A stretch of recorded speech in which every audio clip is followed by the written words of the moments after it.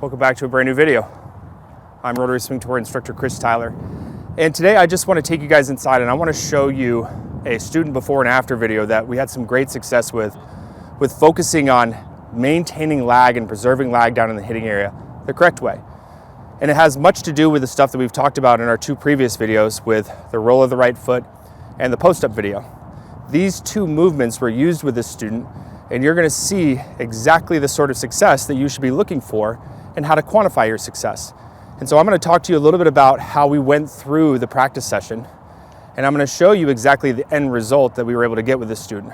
Now, if you start small and you slowly stack pieces in, then you're going to get really remarkable results, just like this student did now.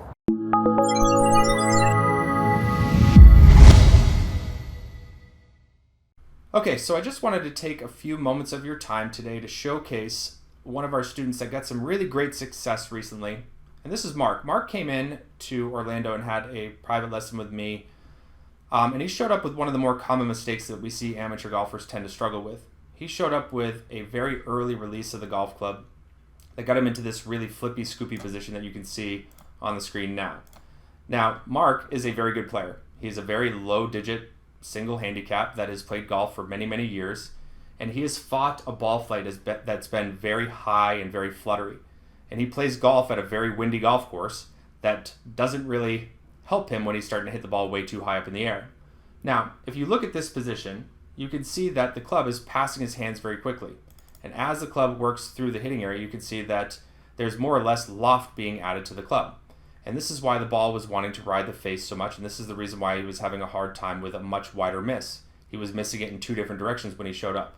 Now, the point of today's video is to tell you that under no circumstance can any golf instructor in this world get you to change this position at full speed in one session. They can't, okay, while you're hitting golf balls. We can do it in a practice swing format when no ball is present, but we can't get you to change this when a golf ball is present. Why?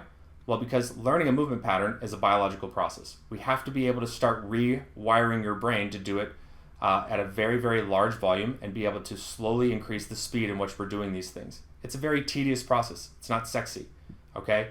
So if you ever hear a golf instructor say that they can get you leaning the shaft forward, de-lofting the club properly through impact, and you can do it at full speed in a session, I would throw a big red flag up really quickly.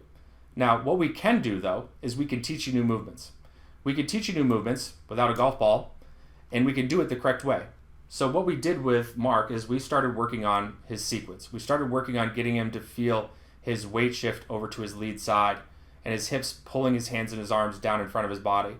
Now, if you watch his lower body here, you can see that it's very aggressive and it gets out of the way. And now if you look at the hands and the arms, you can see that he's got plenty more forward shaft lean here, right? Now, if you look at his release, there's quite a big difference that's happening through the hitting area, right? So this is the midway point through the session.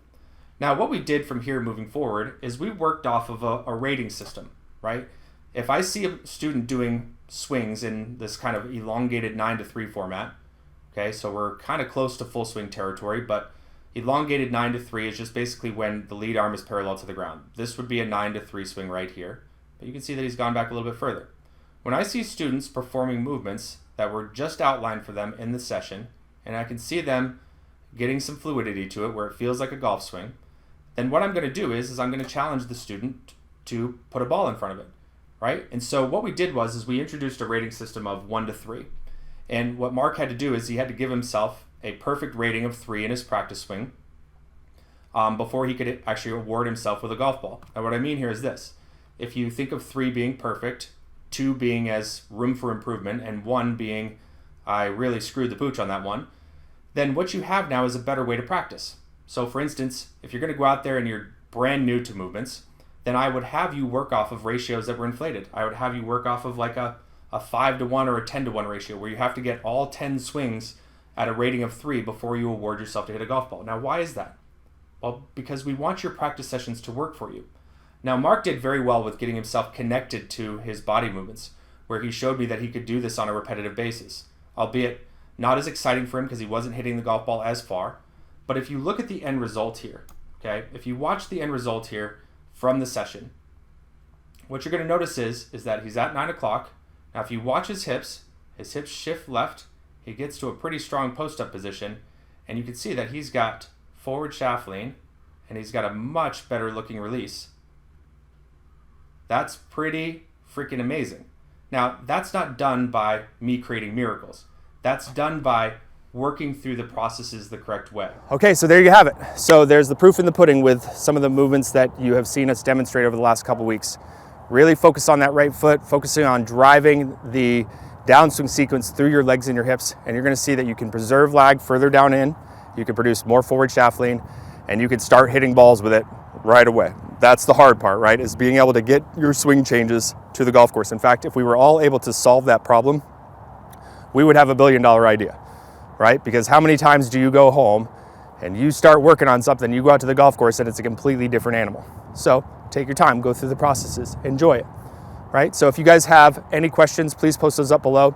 If you like today's video, please click the thumbs up button.